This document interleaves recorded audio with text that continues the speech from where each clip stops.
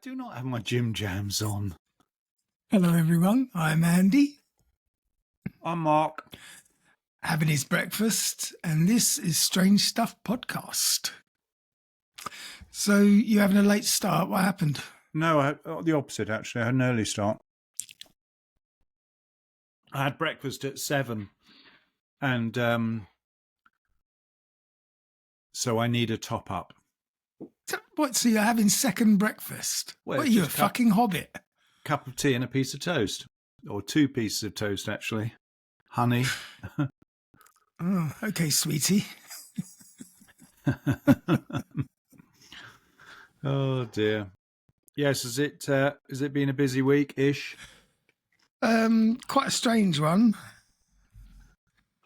I had a strange email from my tyre hotel, which basically, instead of saying, come and see us on so-and-so at such and such a time, Said, we've lost your tyres. no, it said, thanks for your business and we hope to see you in the next season. What? Yeah. They've given your tyres to someone else? Well, I went up there to see them, and the guy who runs it is an English guy called Rick. That's I said, right. what's occurring? He said, oh, have we got you down for today? I said, no, you haven't got me down at all, mate. So from the email you sent me, it basically looks like you've put my wheels on somebody else's motor. He went, what? I went, yeah, I just got basically a thanks for all the fish email. So I showed him it and he went, oh, that's really weird. So we went inside his little porter cabin office and he got on a computer and he said, yep, looks like the computer says your tyres have been put on another car. I said, well, that just won't do. He said it hasn't happened. He said it's a glitch. There's a mistake somewhere because it's just not possible. He said, I'll take your details with me and look for them when I get back to the base tonight. And he sent me a text yesterday morning saying he's found the tyres and he's booked me in for today. Today? For Sunday? Yeah, but they're a pop-up shop, aren't they? They're outside Ecamaxi. All right, yeah. In a marquee. So all right. They're 7 days a week. Well, you know what happened to that place in Mora where they had a tyre hotel? The whole thing went up in flames, including the tyres. Oh, fucking insurance job or what? It was a whole industrial complex. Wasn't just that company. Whole thing went up in flames. And did they discover the cause of the fire? I don't think they did, but what was mildly interesting was this. Well, you know what, you can picture it. Do you know where the new fire station is in Mora? Yes, that used to be my tyre hotel across the road. Across the road, okay. Yeah. Well, you probably know it. Actually, you do know it. You know the big factory there, CWL, who on the other side of the road. Yes. You know, there was an industrial area with a tyre place, spares, car spares. There was sort of about 6 different companies, a glass company. Yeah, there was even part of Pressmaster there, I think. Could have been. A research and development part. So how far would you say that's away from the fire station? About 300 metres? Yeah, but there's no such thing as a fireman in Mora. They're all part-timers, aren't they? They do have some professionals.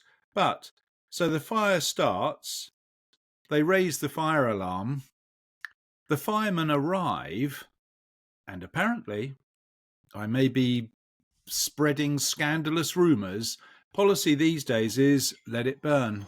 It's too dangerous for the firemen, which it may well be because it was full of gas cylinders and things. But that's what they're trained for. That's the whole point. That's why we don't go in with buckets of water. So, 300 metres from the fire station, and they were there for 2 or 3 weeks, probably, if it's tyres burning. They were there for the whole day and night, just basically monitoring that it didn't spread somewhere else. But what would they have done if it did? Clearly nothing. Well, I think what they were there to do was to contain the fire, which they successfully did. By letting it burn out. Well, yeah. So that literally the building burnt to the ground. I, as an insurance company, would find fault in that. Thing is, once something started burning, you can't use the building again. You know, all the steels and everything, once they've been in a fire. Yeah. Anyway, whatever. It's interesting. Well, not interesting for the listeners because they don't know anything about it. But yeah, fire. I mean, the police have been doing it for years. You know, you can't get a police response to shoplifting anymore if the value is under £250. Did you hear that ridiculous story that happened in England this week where a teacher took an iPad off one of the class students because the class student was playing on the iPad rather than following the lesson? Yeah. The kid phones his father or her father, I don't know whether it was a girl or a boy, and says, "Someone's stolen my iPad." And the police respond with 3 police cars Not and surprising. arrest the teacher. Literally arrest the teacher. And it was a she, the teacher. She spent 7 hours in a cell. I would sue everybody. So they don't turn up for burglaries. No. They register them, but that they do the paper, you know, they fill in, burglary on this date, end of case. But a teacher who removes an iPad from a student gets a 3 police car response and 7 hours in the cell. I would individually sue everyone in those police cars. I would name them in the newspapers, have photographs of them and their families, and I would sue the school. I would sue everybody, and I would quit teaching on the spot. That's the point. The interesting thing is, whenever you listen to these reports about why teachers are leaving the profession, 9 times out of 10, it involves abuse, lack of support from the parents of students. Yeah. So they get a bad mark, and suddenly the mum or the dad is phoning up saying, "You bitch, how can you give my kid? He works so hard." Fucking have you snuffed that? No, literally. Yeah, I know. It's just, what is, I say, what is the world coming to? I sound older than I am. But, that is, oof. Anyway, so that happened this week, which was not amusing for the teacher, but sort of a sign of the times. You've got this complete arsewipe, Donald Trump. He provides us with so much entertainment. Hasn't he put up the Chinese tariffs again? Well, 150% or something stupid now. 125, 145%, whatever it is. But on Monday, he reversed all of the other tariff. We're giving a 90-day period for people to think about it and adjust, which basically means he's climbing down. And China was the only country that said, "Fuck it, we'll charge you 125% for all your imports." And he said, "Yeah, all right, I'm going to do 145%. I mean, it's literally just like a pissing match between two superpowers.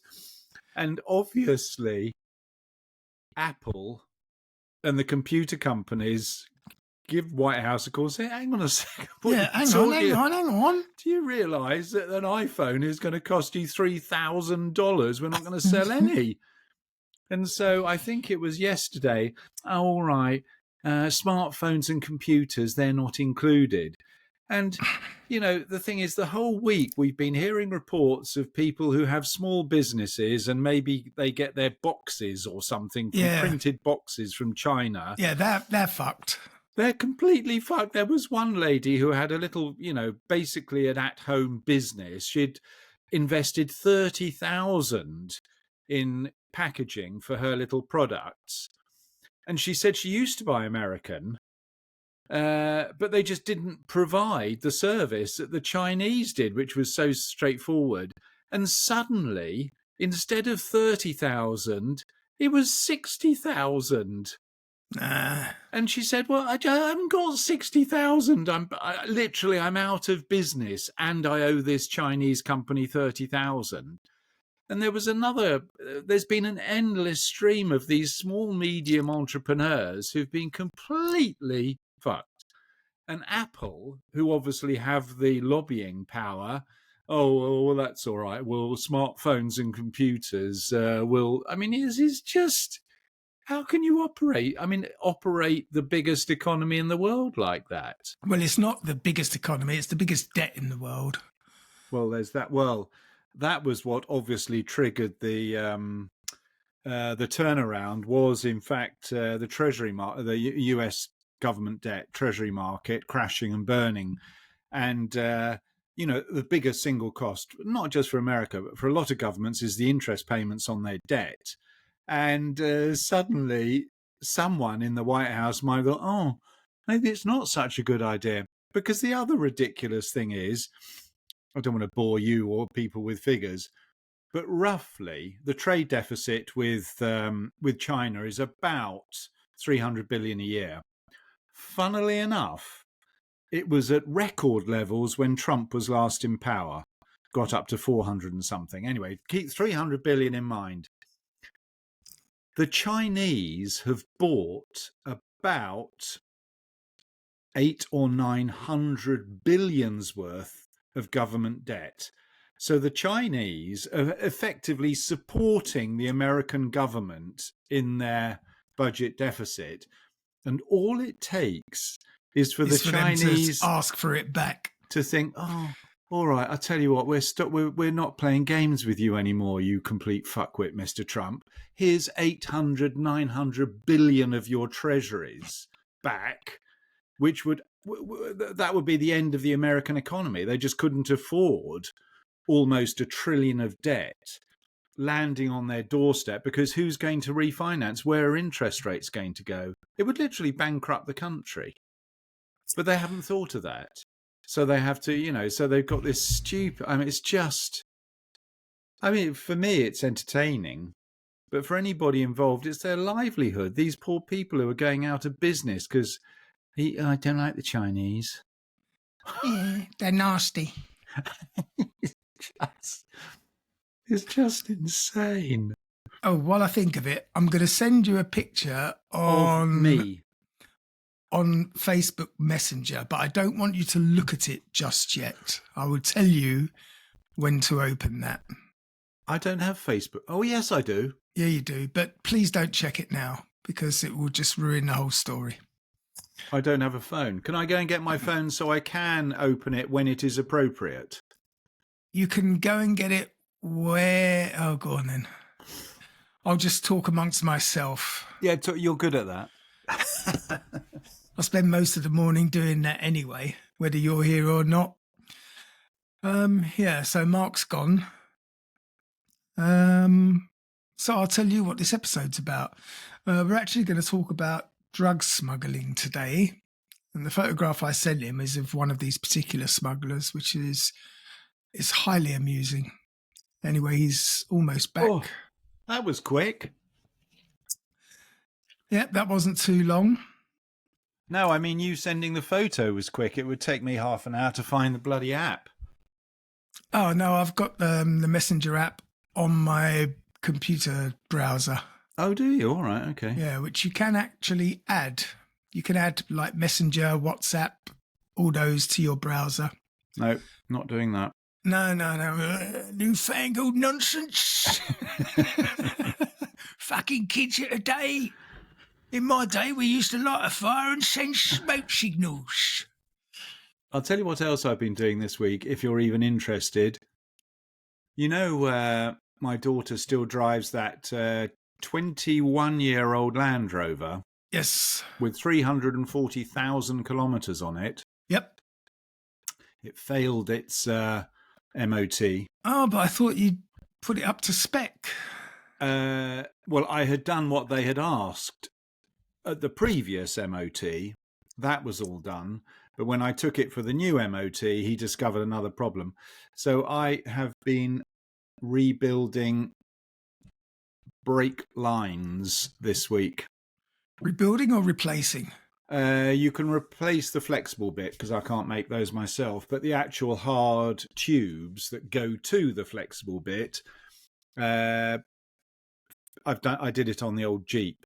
So I was able to actually manufacture replacement tubes and graft them into the old system that was the good bit of the old system. See, if I still had a job, I could have 3D printed all that for you. Actually, I'll tell you who's been doing a lot of 3D printing recently, and that's my son Alex. They're quite impressive bits of kit.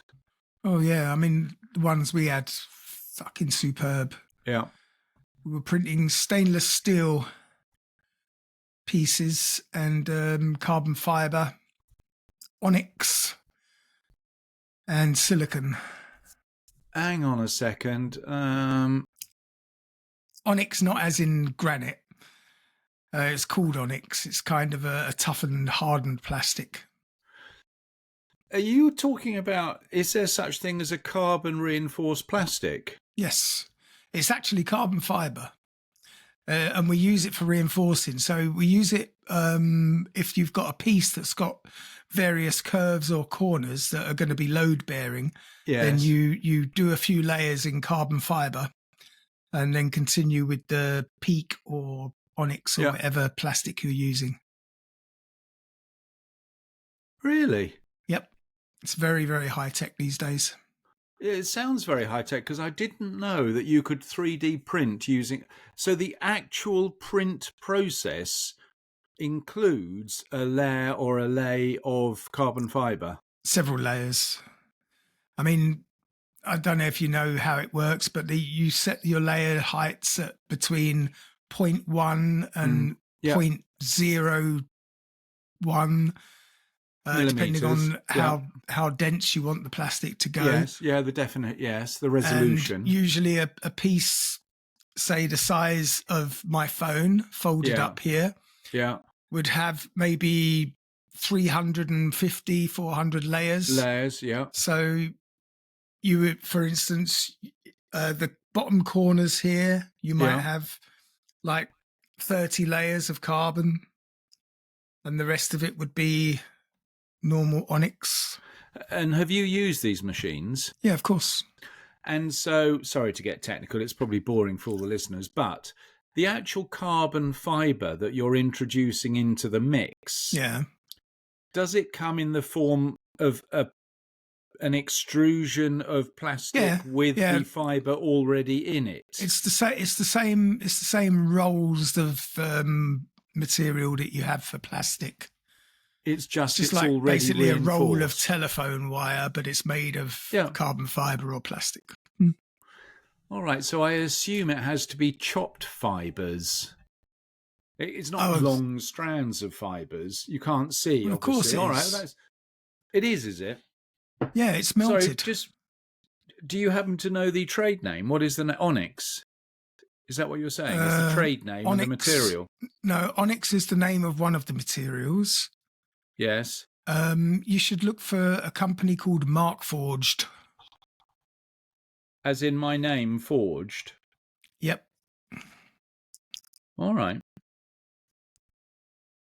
Oh, that's very interesting. Okay. Yep. Good.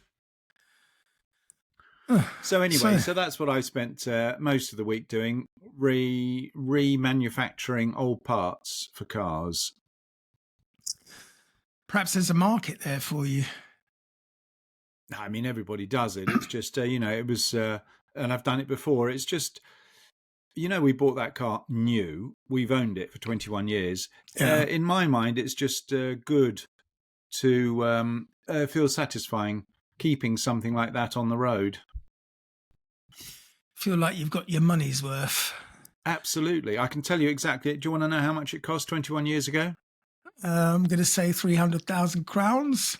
Oh, all right. I've told you before, have I? Many times. Oh, no, really? I think Not probably on the podcast, though. Out there in podcast land, there's hands go up going, me. Oh dear. I'll have to test Phil to see if he knows how much my land he cost 21 years ago. See if he's been listening. Right, so today I'm a little bit concerned because I'm described as Narc and you're Pablo. Oh no, a Narc is a policeman. Yeah, undercover cop. All right. So, yeah, today we're talking about drugs and smuggling. And we're going to talk about some of the more ludicrous methods, some of the more sensible methods, and probably the most successful drug smuggler of all time. When you say sensible, are you talking effective? Is this going to be a podcast on a lesson on how to smuggle drugs? I think you'll come out of this knowing more than you went in. These people who do people swallow drugs in condoms? Yeah, but that's old. That's old school. We're going high tech now. What you mean? They're surgically inserted? Well, you know, I was talking about this with I don't know if it was Richard or Kate. We were talking about because while I was thinking about this, it might have been Kate actually. Which gave me the idea, and we were talking about cosmetic surgery basically, and I said, look, if you want to be a drug mule, or if you want to use drug mules, the easiest way, the best way, breast enlargements. Exactly, just stick them in girls' tits and take them out at the other end.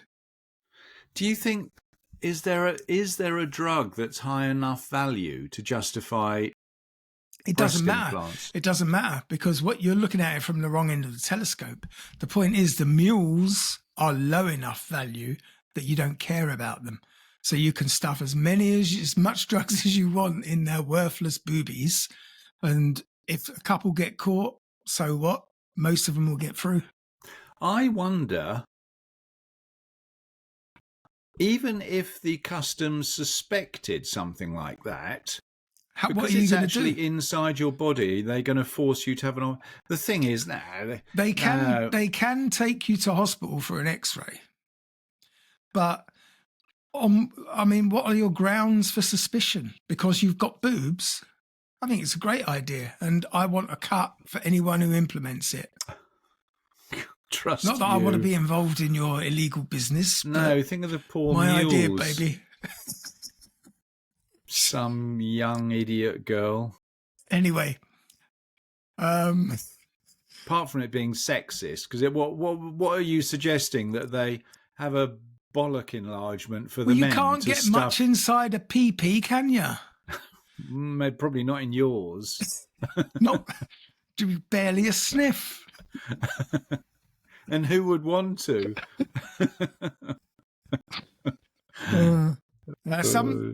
Some drug smugglers. I've got a question for you. It's very related. Is it? You can have a think about it. Where were the drugs hidden in the French Connection? Oh, I haven't seen that for years. Exactly, that's it. Gene Hackman died recently. Yeah. Tragically. Where were the drugs hidden in that movie? I can't even remember anything of the movie, to be honest. I'll pose it for one of the listeners, and maybe we can get an email with the answer. Ah. Well, I mean, a quick Google will supply that answer. But that would be cheating. It would be cheating. Some drug smugglers will go to extreme lengths to ensure that their cargo avoids detection and reaches its intended destination, including surgery. But sneaking the drugs right under the noses of authorities can be a risky business, as a Colombian chap discovered. A man was caught at Barcelona's Josep Tarradellas airport with 0.5 kilo of cocaine, estimated worth around 30,000 euros, police said. Now, where officers... was it? Huh? Where was it? Well, they didn't have to look too hard for the package. And you can look at your photograph now. This isn't distasteful. It's lucky I've already eaten my toast. Well, they didn't have to look too hard for the package because it was nestled and his very ill-fitting toupee.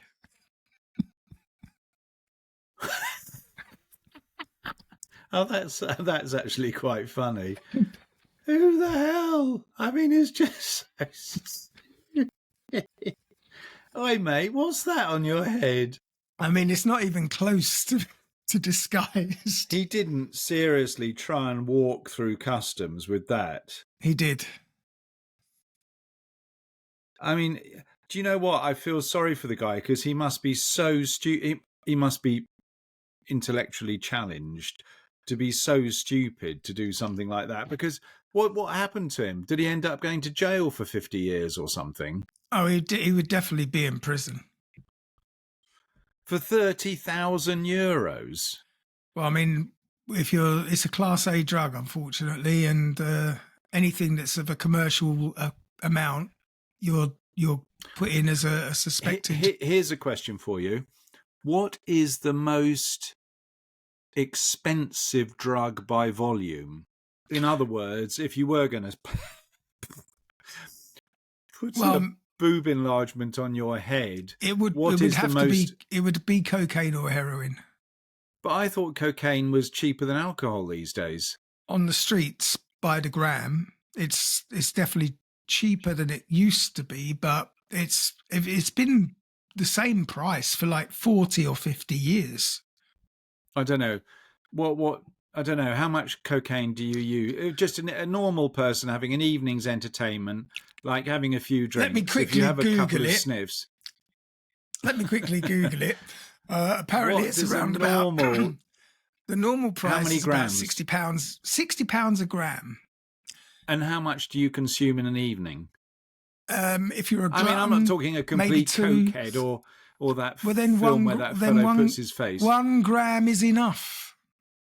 All right. 1 gram is what most people would buy. And what does 1 gram look like in terms? Is that like a markhead, a tablespoon of powder? No, you would get nowhere near a tablespoon. Is that like a teaspoon then? Nope. A teaspoon would hold 5 or 6 grams easily. So, sorry to get technical, but when people snort this up their nose, how much do you suck up on a line? How much does a line How long of is a piece of string? No. But you know, when people disappear off into the bog at work, as they used to at my place. Well, a gram of coke would give you 10 good lines. Let's say that. Fine. Okay, fine. Yeah. All right. And you do 2 at a time, 1 for each nostril. No, you don't do 2 at a time. That's only on the telly. You just do 1 line at a time? Yes. Everybody. Right, okay, this is what I've read. I obviously don't know from experience.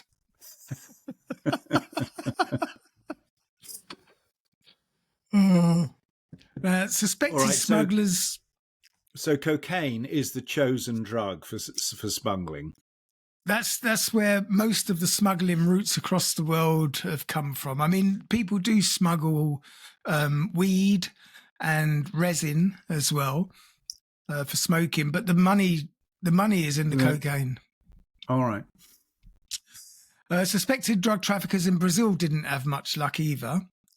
When unwitting customers were buying soap boxes containing cocaine at a supermarket in Sao Paulo.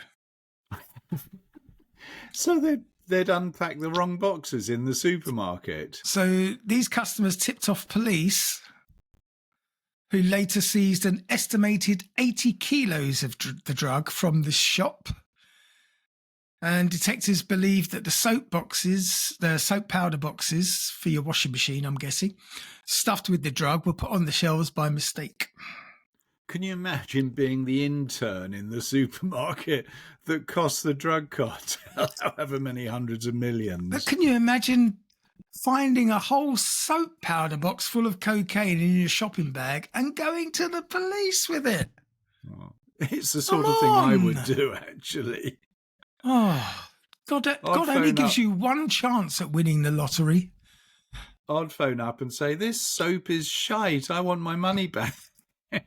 Police, I'd like to report a supermarket for not washing my clothes correctly. Exactly. I mean, honestly. When was that? When did that happen? Oh, fairly recently. What, like in the 2000s? Yes, I mean, this century. All right. There was another Brazilian chap in 2018, just to quench your thirst for knowledge, Yeah, numbers. who attempted to smuggle drugs into Portugal. And he was arrested at Lisbon airport, accused of carrying 1 kilo inside a pair of fake buttocks. Yeah, that's more like it. Because I don't. Brazil are big on fake buttocks, aren't they? Isn't that where you go for a buttock? Yeah, but this was usually there under the skin. These ones were worn inside a pair of swimming trunks attached to 5,000 individually wrapped portions of cocaine. Now, I did the maths, and that means there was only like 0.2 of a gram in each package, which to me doesn't sound like any kind of saleable item. So this poor chap, I mean, again, you know, one assumes they have to be intellectually challenged if you're stupid enough to walk through an airport with a kilo of cocaine stuffed down. Well, the thing is, he may well have done it several times before. Yeah, but all you need to do is get caught once, and that's the end of your life. Well, the end of your career. I don't think today, I mean, it used to be a case of if you were caught with like a kilo of cocaine, they would give you 30 years in prison. But I don't think that's the case anymore. Don't they? No. I think these days it's like 3 years. No.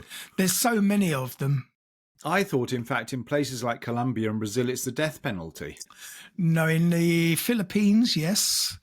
And I think in Thailand as well, they will execute you. But in Colombia, I think you actually get a medal and a government grant. Here's a good series, actually. You might have seen it. Did I recommend it last week? This is so sad, I don't remember. Landman. Yeah, you did. Because that's drug related. You did recommend it last week. I still haven't had a look. Yep. But I'll tell you what I noticed came out this week was a new season of Black Mirror. I've never seen that. Oh, it's actually quite good. Is that on Netflix? It is. But it might be only on American, the new series. But the old seasons you can definitely watch. How do you watch them then, Andy? Through a VPN. A visible panty line. I have Netflix, which I pay for, but I watch it from various different countries to get a better range of content. And how do Netflix feel about that? None of their fucking business. That's why it's called a virtual private network. You can't watch both at the same time. So as far as they're concerned, whether you're watching it in America or the Europe, it doesn't make any difference, actually. No, absolutely none. Now, Spain or the Iberian Peninsula is a major entry point for cocaine to Europe. So Portugal in particular has regular supplies coming in and they regularly disrupt them. In 2000, from South America, I assume. From South America.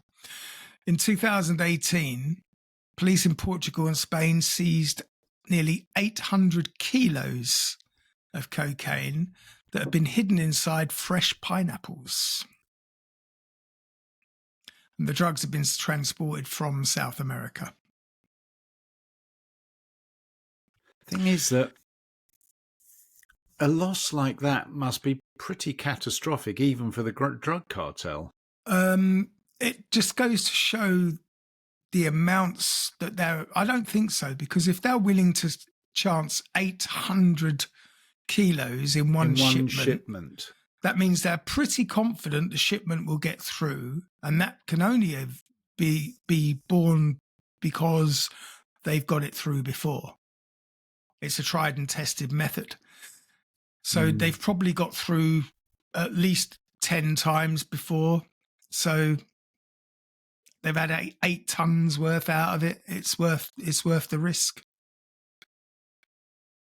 Bear in mind, for the Colombians, it costs nothing basically to produce profits on cocaine from source are incredible. Well, what it does cost is it's not material cost. It's Human cost. Security, bribery, all of that must cost a few. All government officials that need bribing, the police that need bribing, Yeah, but listen, politicians that need bribing. the Colombian drug cartels were billionaires long before they made it fashionable. Pablo Escobar built hospitals and schools all over Colombia, which is why he was so hard to capture, because he was more loved than any politician or police force in the country. He's dead, isn't he? But the son is in prison in America. He was shot dead. But the son is in prison. Yes.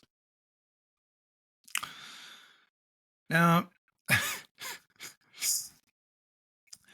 given their rather pious commitment to religion, nuns aren't typically associated with drug smuggling. Yeah, but they didn't do it on purpose, surely.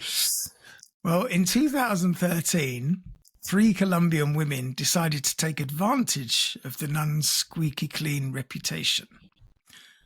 And the women were disguised as nuns. They weren't actually nuns. But they were arrested with 2 kilos of cocaine, each strapped to their bodies at a Colombian airport, so they didn't even get out of the country.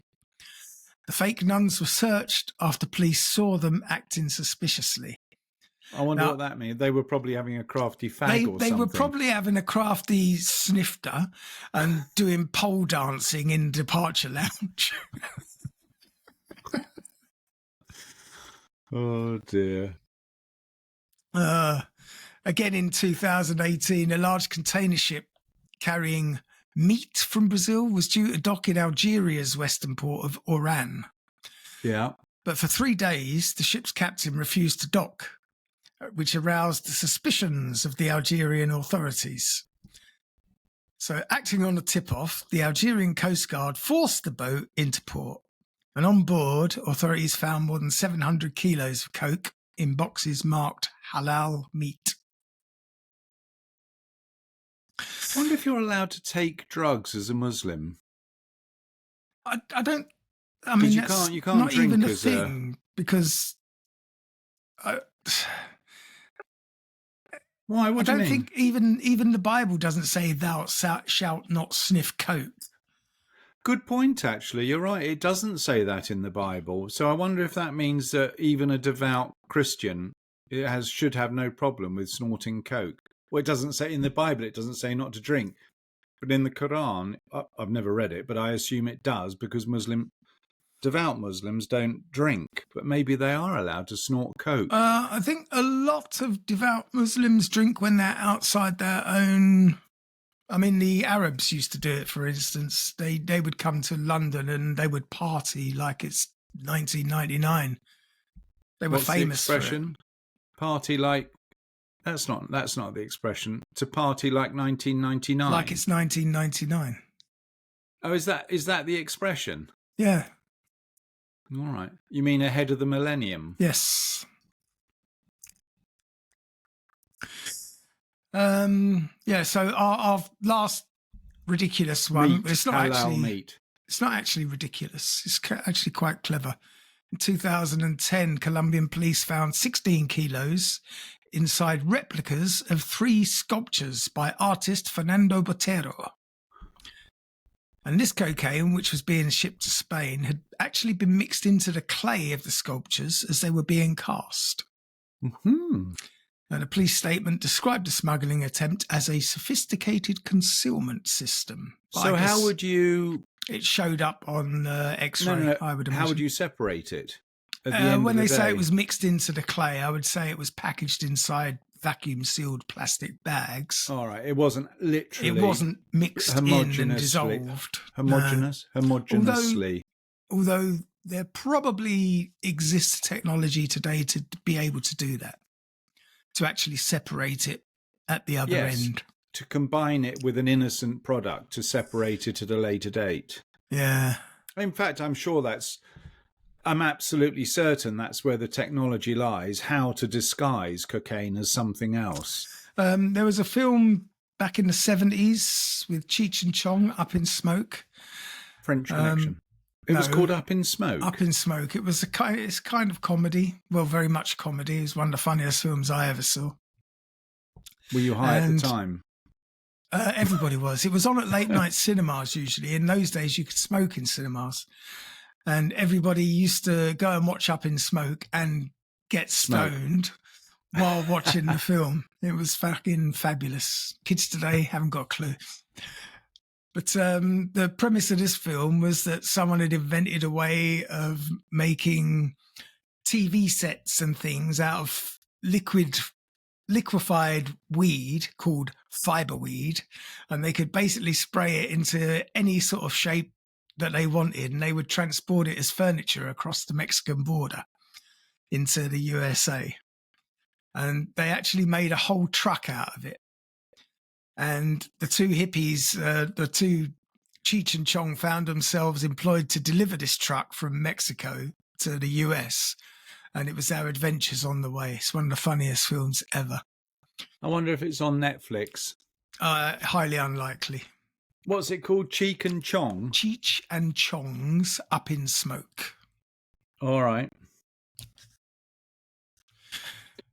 So now we come on to the more sophisticated method. And this is very, very relevant today.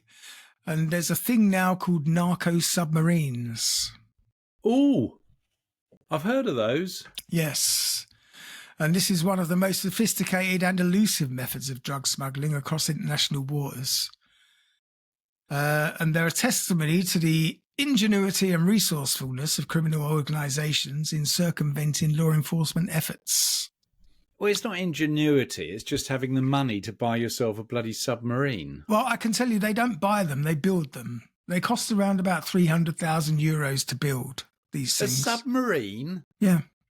Don't be ridiculous. You can't build a submarine for 300,000 euros. Well, not the submarine you're thinking of, but a floating submarine. coffin.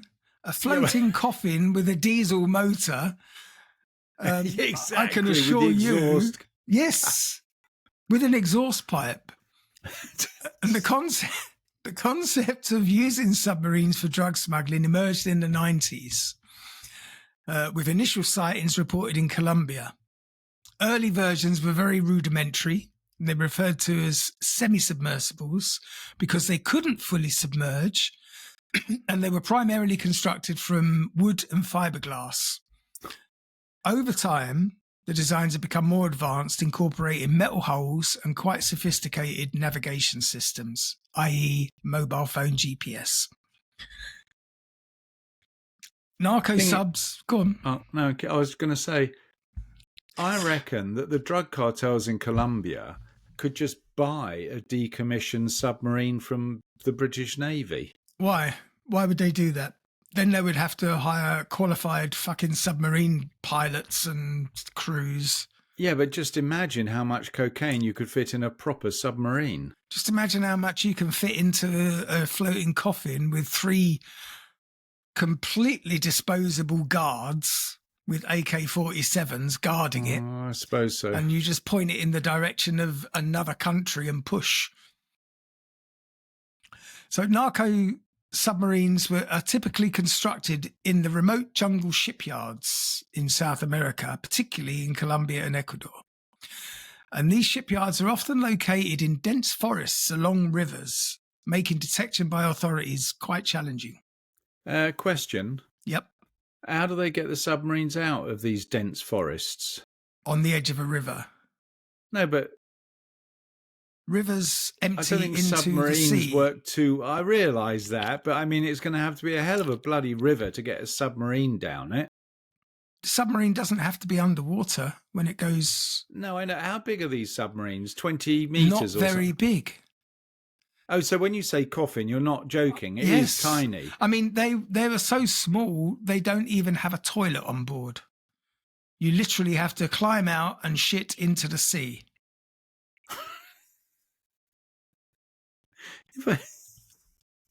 They didn't make transatlantic crossings in these things, I assume. Didn't they? Oh, no. The vessels are built to be low profile with a hull that sits just below the waterline, reducing their radar signature. Well, Now, these are called LPVs, low-profile vessels, All right. and they're the most common type, capable of carrying a couple of tons of coke.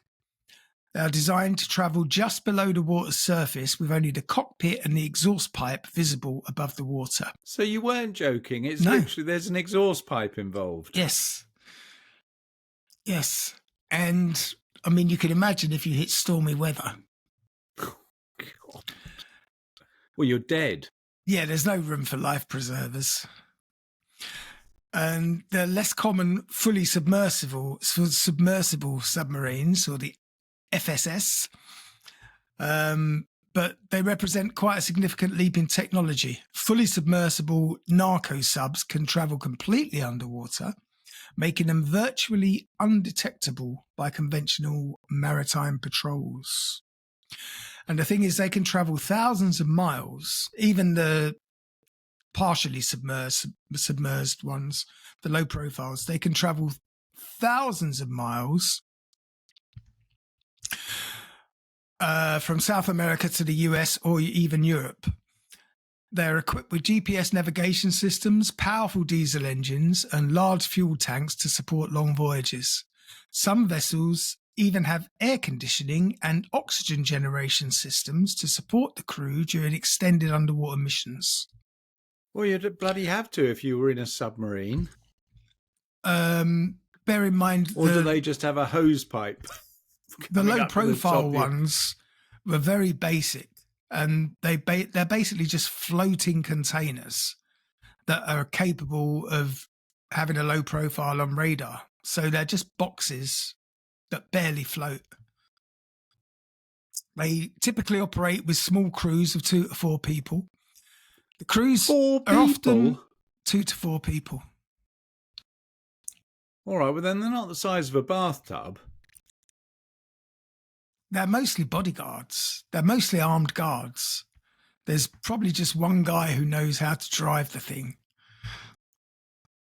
These crews are often well compensated for their high-risk missions, and the routes taken by these vessels are carefully planned to avoid detection, often travelling along the Pacific and Atlantic coasts of Central and North America, or crossing the Atlantic to West Africa and Europe.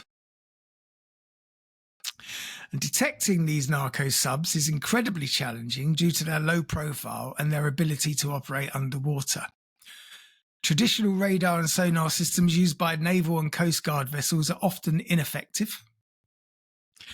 Advanced technologies such as unmanned aerial vehicles, satellite surveillance, and underwater acoustic sensors are being increasingly deployed to combat this threat.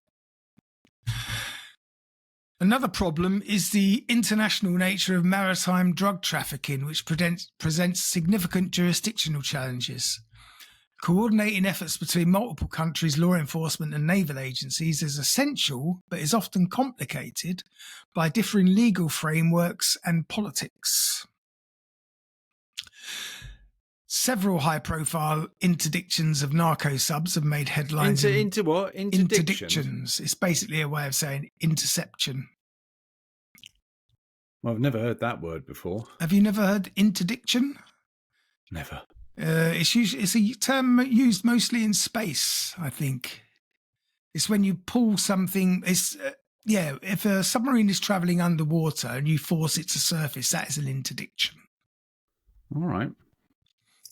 In 2019, the US Coast Guard intercepted a fully submersible vessel off the coast of the Pacific, seizing over 12,000 pounds. Off the pounds. coast of the Pacific? Yeah, the coast on the Pacific, I would say. All right. The coast of the Pacific. Seizing over 12,000 pounds of cocaine. This marked one of the largest drug busts involving a submarine. That's 5 tons. Yeah. In 2020, Colombian authorities seized a 65-foot-long semi-submersible in the jungles of Narifio, capable of carrying up to 6 tons of cocaine. And this vessel was equipped with advanced navigation and communication systems. And, I mean... You can't build a 65-foot submarine for €300,000. That's more like 3 million euros. I don't know. It's basically just a hull. It's not. They're not looking at nuclear-powered reactors and things. I'm going to check it out. I'm going to go online looking for drug smuggling semi-submersibles, see what price bracket they come in under. Maybe we can find some on eBay. Maybe you can. Well, I mean, that sort of brings us to our main story, but I'm looking at the clock and I'm what thinking... do you mean? This was the main story? No, our main story was about the most successful drug smuggler of all time. They made a film about him. They did indeed. And what was the name of the film? Now, come on, you're delving into next week's episode now. What? Yes, if we start this story, you're going to moan that we've been talking for an hour and a half. Tom Cruise. For fuck's sake. Will you just stop? Was I right? Yes. I'll give you a name in a second. No, please don't. Please listen next week to find out who we're talking about. Don't listen to Mark, who normally can't remember his own middle fucking name. So hang on a second. So this person who will remain nameless that we're going to talk about next week, Barry Seal. He was the most successful drug smuggler. He definitely smuggled a hell of a lot of drugs. And he was Colombian or he was American? He was American. Came from Baton Rouge in Louisiana. But we'll Where go is into he that now? Oh my God. We'll go into that more next week. So anyway, I have learned that cocaine is the most cost-effective smuggling. Not good for me if I need a boob job, though. People might notice that.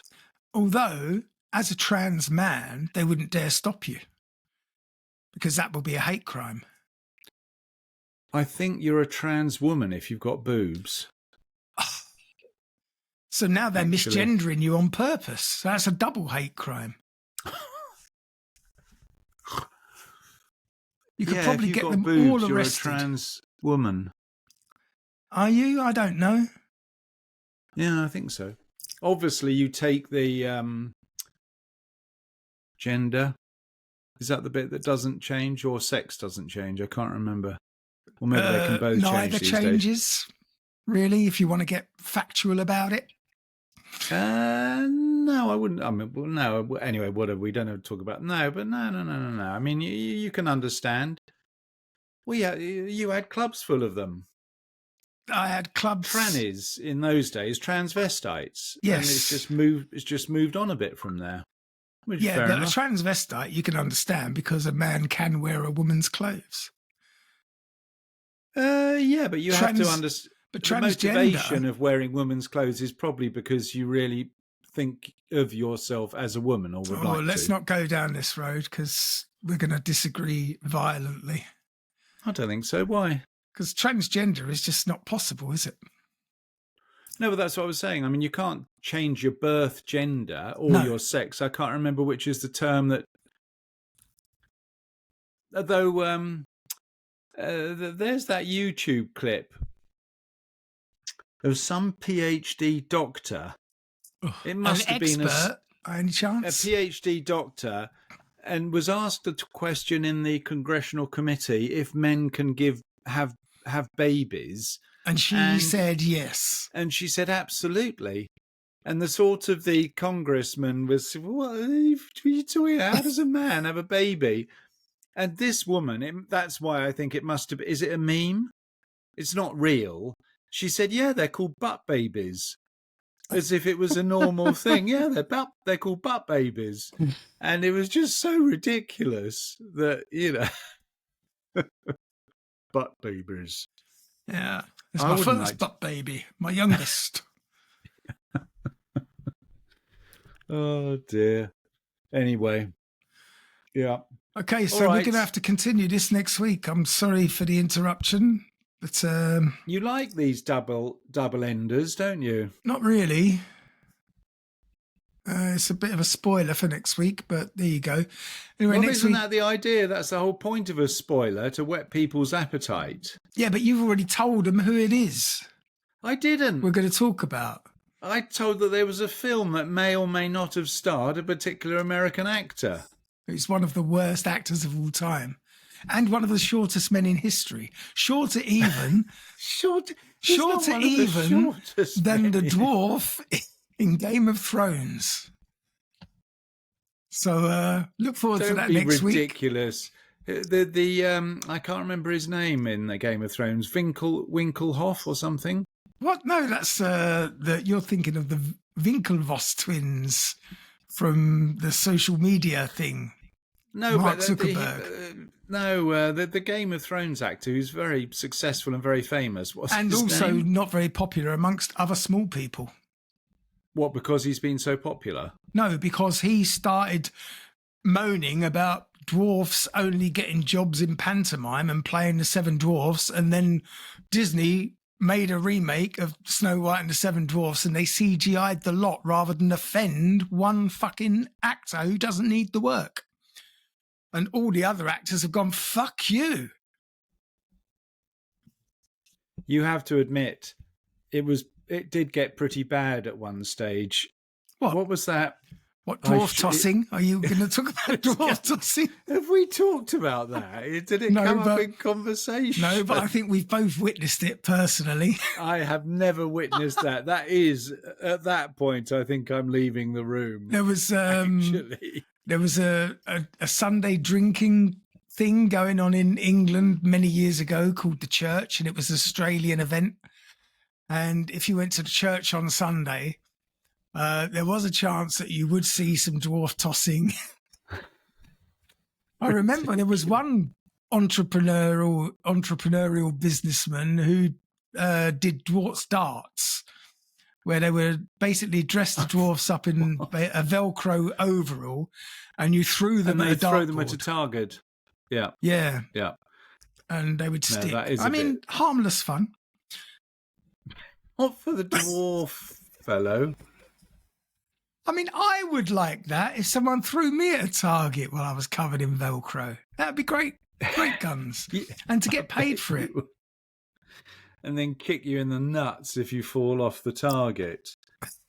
What's his name? David? No. Yes, David. No. If I do Game of Thrones dwarf. Yes. I mean, it's ridiculous. He's one of the most famous actors. Tyrone Lannister, actor. No. Oh, you're right. Tyrone. It wasn't David. It was Peter. Yeah, Peter Dinklage. No, Peter Dinklage. Peter Tinkle. Anyway. He was a very good actor. In fact, I saw him in one of his first movies where he played... He wasn't a station master, but he lived in a deserted station. He was...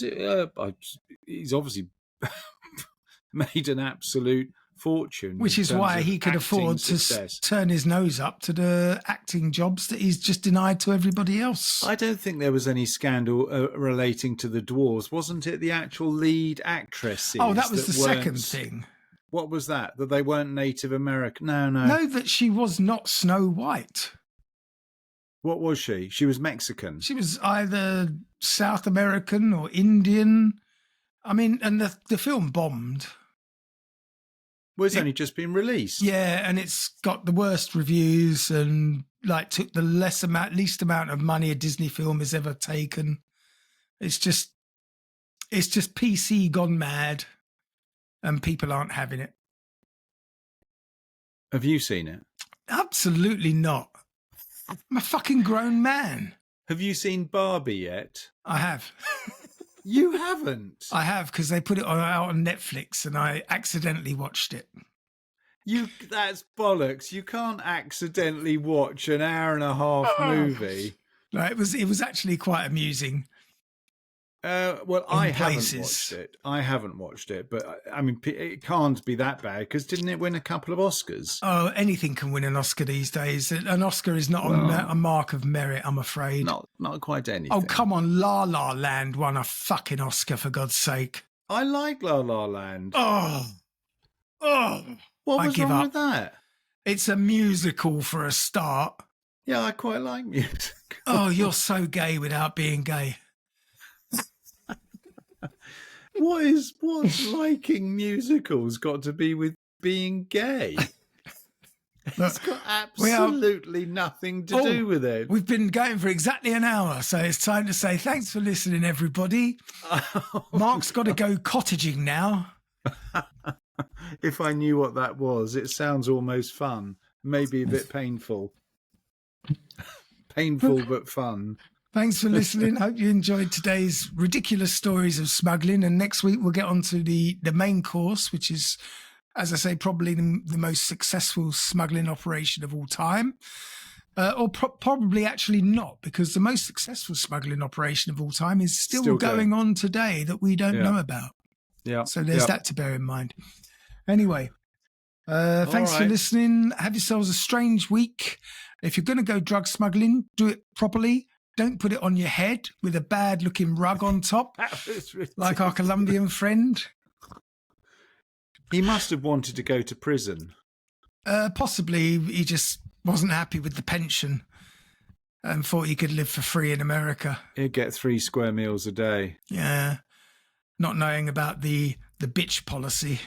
I mean, can you imagine the customs officers? It can't be real.